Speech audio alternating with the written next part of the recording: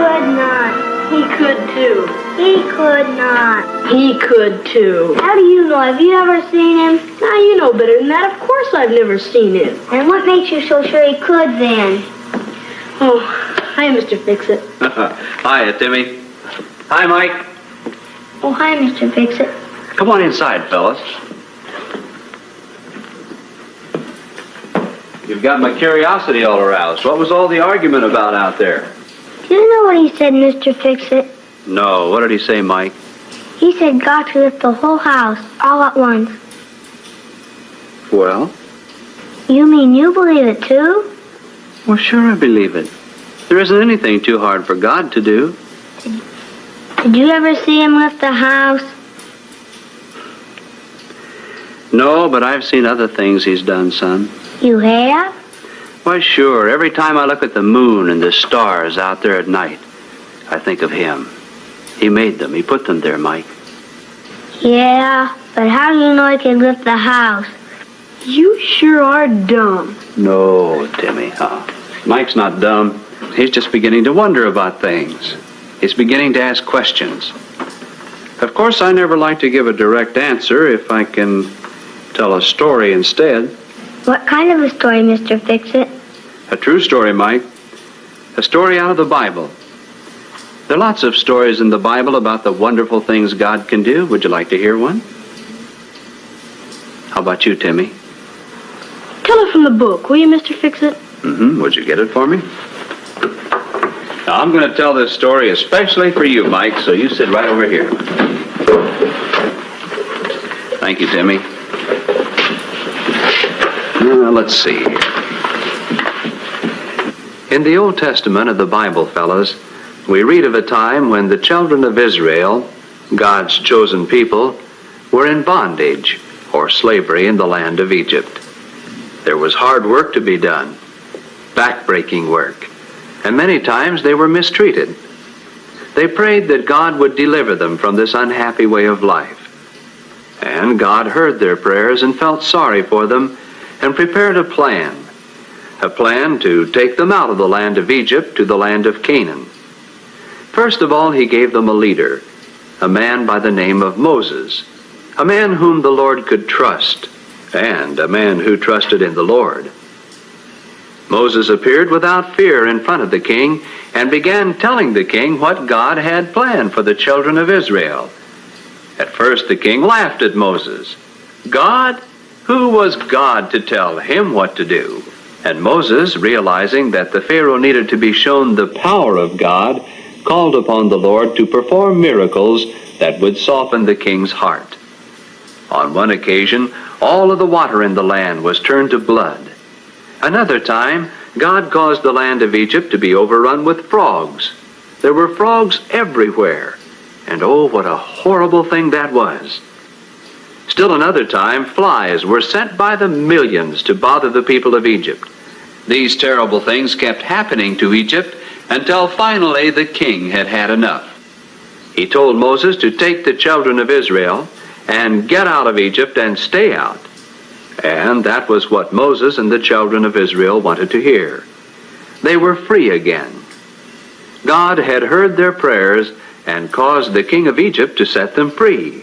Right away, they gathered up their belongings. They were ready to go. They had been slaves 430 years, and that was long enough. They followed their leader, Moses, out into the desert. A hot, hard journey was ahead, but the people were happy. They were heading for freedom and a land of plenty. Think of it, boys. A whole nation of people, hundreds of thousands of them, strung out across the desert. What a sight that must have been. Well, one day a strange thing happened, and a murmur of fear ran down through the column of people. Some of them pointed. Others whispered. A huge pillar of cloud had appeared before them, and such a cloud they had never seen before. But Moses had something to say about the cloud that brought peace and comfort to the children of Israel. Don't be afraid, he told the people, for the Lord God himself is appearing unto us as a pillar of cloud by day and a pillar of fire by night. And we know by the cloud that the Lord is with us. God spoke to Moses one day and told him to change the direction of travel. Instead of going north, the Lord wanted the people to go south. You see, if the children of Israel had continued to go north, fellas, they would have had to go up around the Red Sea and through the land of the Philistines. And that would have meant just one thing: war. And the Lord didn't want that for his people. The Lord knew that if the children of Israel saw war, they'd become discouraged and want to go back into the land of Egypt and back into slavery. Now, Moses may not have understood why, but Moses trusted in the Lord, and so he gave the order for the people to turn around. The people didn't understand it either, but they did what their leader told them to do. Well, you know, fellows, the children of Israel were still in the land of Egypt, and spies were watching every move they made. And when the spies told Pharaoh, the king of Egypt, what the Israelites were doing, the king got to thinking about the matter. He was beginning to feel sorry that he had freed all those slaves that had served him so long, and since the children of Israel had changed their direction of travel, they were walking right into a perfect trap. Soon they would find themselves with no place to go. There would be mountains to the front and to the side, and on the other side there would be the Red Sea. And if he were to bring his armies in from the rear, well, that's what he decided to do. As the armies of Egypt moved out across the desert, they raised up quite a dust. Long before they caught up with the children of Israel, the Israelites saw them coming in the distance, and they forgot all about the fact that God was with them, and they were afraid. And they were also angry with Moses for having brought them out into the wilderness. And they cried out to Moses that they would rather have stayed in Egypt as slaves than to be slain out here in the desert by the Egyptian army. But Moses wasn't upset. He was perfectly calm. And he said to the people, "Fear ye not. Stand still and see the salvation of the Lord." Well, Mike, what do you think happened next? I don't know. What, Mr. Fix-It? The Egyptians were so sure they had everything under control that they decided to go to sleep that night and recapture their slaves the next morning. You see all the tents set up there? Yeah. Well, during the night, a strange thing happened. A dark cloud settled down over the camp. And at first it made some of the soldiers uneasy, and they went to tell the king about it. But the king just laughed. A cloud? What difference did that make? Do either of you know where that cloud came from? Is that the cloud the Lord was in? The same one, Mike. Only this time the cloud was doing two things. While it was making everything dark for the Egyptians on one side, on the other side, it was a pillar of fire, making it possible for the children of Israel to see. But they weren't very happy about what they saw. They were trapped. And any minute, the Egyptians could come riding down on them and slaughter them there in the desert. Why had God allowed this thing to happen to them? How could God do such a thing? And then their leader walked apart from them, right up to the edge of the sea, and then Moses did something that God had told him to do. He lifted up his rod and stretched out his hand, and a strong wind began to blow. The waters began to part, and before long the wind had cleared a path right through the middle of the sea. And though the children of Israel were frightened, they followed their leader and arrived safely on the other side of the sea. When the Pharaoh back in his camp was told that somehow the Israelites were getting away, he shouted the orders to pursue them at once. And in no time at all, and without knowing where they were going, the entire Egyptian army was following the Israelites right through the passage prepared in the sea.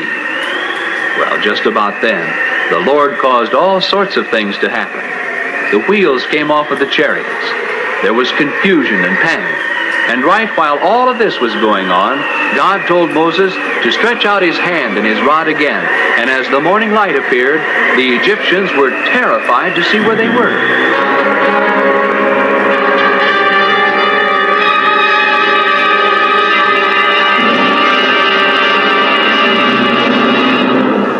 And so it was that the entire Egyptian army because they knowingly and willfully acted against the will of God, were destroyed in the midst of the sea.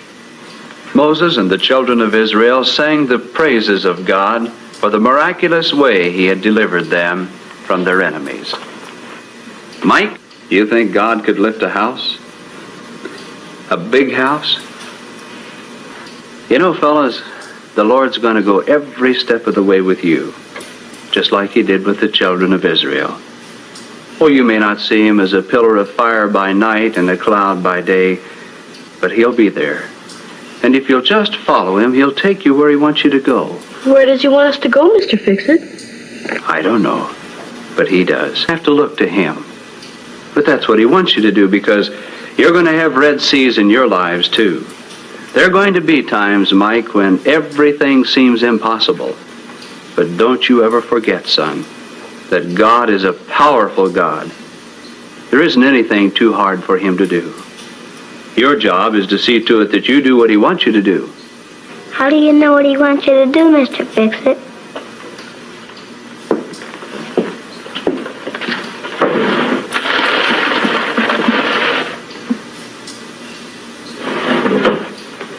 You know, I've been saving this for a young fellow just like you. If you'll read this, son, you'll never have to ask that question again. Oh, thanks, Mr. Fix-It. Don't thank me. Thank him.